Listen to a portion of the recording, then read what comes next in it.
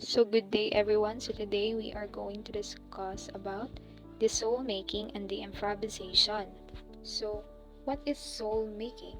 So it has the origin from the Greek word theo, meaning to be the author or maker of something, or poesis, which means to bring something into concealment or to bring something that did not exist before into being. So soul making is about experiencing art on a depth emotional level. It's about going beyond just looking at a painting or listening to music, and instead connecting with the feelings and ideas it evokes. Soul making encourages us to explore how art speaks to our innermost self, helping us to understand our emotions, beliefs, and place in the world more deeply through artistic experiences. So next, what is style in both soul making and improvisation? So it refers to the distinct way individuals or groups express themselves creatively. It encompasses their unique approach to artistic expression, influenced by personal experience, cultural background, and artistic influences. In improvisation, style is evident in how performers portray characters, deliver dialogue, and interact with each other, shaping the overall aesthetic and emotional impact of the performance. So artwork also have a certain form. This form is what the audience sees, a finished product put harmoniously or not, according to the different principles of design. So it's what the audience perceives as the finished products, texture, colors, shapes, and overall composition. So just as in visual art where form harmoniously or not comes together based on design principle, in soul making and improvisation, the form reflects the inner essence and emotional depth of the creator or performer. It is the tangible manifestation of their creative journey, which express their unique perspectives, emotion, and imaginative impulses. So next we have the content. So the content of an artwork includes not only its form, but also its subject matter and underlying meanings or themes. The perceiver of artwork must take into consideration the totality of elements, underlying themes and motifs, and composition. So it includes not only what you see on the surface, but also the underlying themes and meaning. Just like when you're looking at a painting, where you consider everything you see and what it might mean. So in soul making and improvisation, you connect with the emotional depth and deeper messages of the artistic expression. It is about exploring how the artwork makes you feel and what it says about life and the world around us. So next we are going to discuss the 7 Da Vincian principle. So the 7 Da Vincian principle are a set of guiding principles based on the life and work of Leonardo da Vinci, which aim at fostering innovation, creativity, and personal development. So first we have the curiosita or the curiosity. So curiosita is an insatiable, curious approach to life and unrelenting quest of continuous learning. So this principle emphasizes an insatiable curiosity and continuous thirst of learning. It's about approaching life with a curious mindset and always seeking new knowledge and experiences. The next is demonstrazione, or in English term, experience. So, demonstrazione is a commitment to test knowledge through experience, persistence, and a willingness to learn from past mistakes. So, this principle advocates for learning through hands-on experience, experimentation, and a willingness to learn from a mistake. It's like applying the scientific method to everyday life where we persistently experiment and refine our understanding. So next we have the next principle, which is the sensazione, or in an English term, refinement of the senses. So sensazione is a continual refinement of the senses as the means to enliven experience. So this principle focuses on continually refining our senses to better preserve the world around us. It's about being aware of our surroundings and actively engaging with our environment, which is crucial for innovation. So next, for the fourth principle, which is the sfumato, or in English term, embracing ambiguity. So Esfumato is the literal translation for this term is going up in smoke. It is about our willingness to embrace ambiguity, paradox, and uncertainty. So these principles encourage us to embrace ambiguity, paradox, and uncertainty. It's about being comfortable with not having all the answer and being open to exploring new possibilities. So next we have the fifth principle, which is the arte or scienza, which means in English terms, balance between art and sciences. So this principle emphasizes finding a balance between finding logic and imagination. So it's about integrating creativity and analytical thinking to approach problems from different perspectives. So next we have the corporalita, or in English term, the physical well-being. So this principle underscores the importance of maintaining a healthy body and mind, and it recognizes that physical health is essential for mental agility and creativity. So we have the next principle, which is the connessione, or in English term, interconnectedness. So this principle is about recognizing the interconnectedness of all things and phenomena.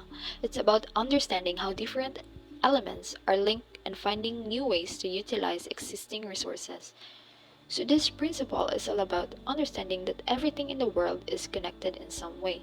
So when we understand this connection, we can find clever ways to use that we already have to solve problems and make new things. It is like seeing how different parts work together and finding creative ways to make most of what we have got. So overall, these principles encourage us to be curious, experience life firsthand, refine our senses, embrace ambiguity, balance logic and imagination, maintain physical well-being, and recognize interconnectedness. So by applying these principles, we can cultivate a mindset that fosters innovation and creativity in various aspects of our lives. So let's proceed to the cultural appropriation. So cultural appropriation, also known as cultural misappropriation, is a term that encompasses a range of behaviors and attitudes toward other cultures and beliefs, but really it boils down to stealing an identity from another culture, using it as your own without understanding or recognizing the meaning and true value behind it. So cultural appropriation, it draws on stereotypes about a culture, often one that includes members who have faced oppression by the dominant culture or the one exploiting elements of the minority culture. So you can see this kind of cultural appropriation. You can see it in clothing, dance, mannerism, vocabulary, accent, behaviors, makeup, hairstyles, trends, and more. You can also encounter it in the workplace, at music festivals, at parties, and even just walking down the street. The example of cultural appropriation is a white Western culture who have a long history of oppressing Black culture, also have a history of appropriating elements of Black culture such as wearing cornrows, using a black accent, imitating the dialect of African Americans, and adopting music genres such as jazz and swing. Cultural looting. Cultural appropriation is related to cultural looting, the act of physical stealing cultural property from people. So ang cultural looting is when people steal important cultural items from others, like artifacts or artworks. Then ang cultural appropriation naman is when people borrow or use elements from another culture without understanding or respecting their meaning. So mahitabo ang cultural appropriation because of cultural looting, when stolen cultural items are taken or kanang mao'y ginagamit sa uban without permission. 17th to 20th centuries. But cultural appropriation in history wasn't limited to looting. In the 17th century, Western travelers adopted articles of clothing, including the necktie and silk waistcoats from Croatia and the Middle East. American cowboys began wearing hats modeled after sombreros, cowboy hats after exposure to the Mexican hat style during the Civil War. And you are likely to see a sombrero or two at the occasional party today. Elvis Presley is often accused of being a cultural appropriator of black music. and 21st century. In the 21st century, particularly the 2010s, the term has spread and gained usage in mainstream vernacular, with many people discussing the concept and recognizing that it is inappropriate. Still, some argue that the sensitivity toward cultural appropriation can go too far. Oxford added the term to its dictionary in 2017. So here are examples of cultural appropriation. The world is rife with examples of cultural appropriation in business, the media, pop culture, and everyday life. Many people engage in cultural appropriation without even realizing that they are doing so. Here are just a few examples. First is in business and the workplace. Sweet lodge retreats. For example, self-help guru James Arthur Ray practiced incorrect procedures for ceremonies adapted from Native American rituals in Sedona, Arizona, including covering the lodge with plastic tarps. 3 people died in one of his ceremonies in 2009 and he served 20 months in prison. In Aboriginal art in Australia, many non-Aboriginal artists copied and sold pieces of Aboriginal artwork claiming the copies were authentic. So, non-Aboriginal artists copying and selling Aboriginal artwork as authentic is a form of cultural appropriation and exploitation. This practice undermines the cultural integrity of Aboriginal art and deprives Aboriginal artists of recognition and economic benefits. It is important to support ethical practices and seek out authentic Aboriginal artwork from reputable sources to preserve the art and support indigenous artists.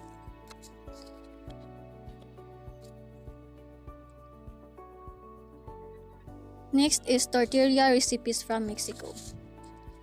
Then in the media and pop culture, first is New York Fashion Week 2017, second American Music Awards 2013, third Burning Man and Coachella, fourth is Video Music Awards 2013.